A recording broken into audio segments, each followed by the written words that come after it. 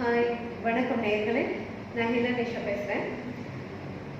நிறைய பேர் ஃபோன் பண்ணி கேட்டிருந்தாங்க, கொரட்டை விடுறாங்க, அதனால என்ன பண்ணலாம், அதுக்கு ஏதாவது ரெமெடி இருக்கா அப்படின்னு சொல்லி கேட்டாங்க. நல்ல பிரீத்திங் எக்ஸசைஸ் பண்ணால் இந்த கொரட்டை பிரச்சனையிலேருந்து நம்ம வெளியில் வந்துடலாம். பட் இந்த கொரட்டை விடுறவங்களுக்கு இந்த சுவாச குழாய் படுற பாடு ரொம்ப கஷ்டமான ஒரு விஷயம். அது அவங்களுக்கு மட்டும் கஷ்டம் இல்லை, கூட இருக்கிறவங்களுக்கும் அந்த கொரட்டை சத்தத்தினால தூக்கம் கெடுறது ஒரு பெரிய கஷ்டமான ஒரு விஷயம். ஸோ அந்த கொரட்டையை ரொம்ப அழகாக கொஞ்சம் கொஞ்சமாக நார்மல் பண்ணிடலாம்.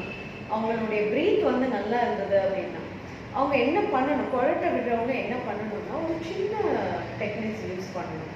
அதாவது தூங்க போகிறதுக்கு முன்னாடி நல்லா ஒரு 20 நிமிஷம் நல்ல normal breath, inhale exhale normal breath எடுத்துக்கணும்.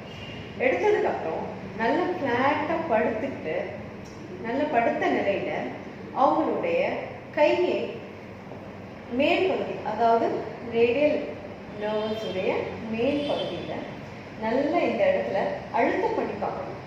இப்படி அழுத்தம் பண்ணி பார்க்கும்போது ஒரு பர்டிகுலர் இடத்துல மட்டும் ஒரு வலி ஏற்படும்.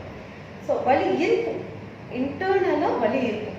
அந்த இடத்துல ஒரு கையை இந்த 3 விரல் வச்சு நல்லா ப்ரெஷர் பண்ணணும். நல்லா அழுத்தம் பண்ணாங்க அப்படின்னா அந்த வலி இன்க்ரீஸ் ஆகும். இப்படி கையை தூக்கி இப்படி மேலே தூக்குனாங்க அப்படின்னா வலி, கை வலிக்கும் அப்படின்னு. ஸோ அது அக்செப்ட் பண்ணிக்கணும்.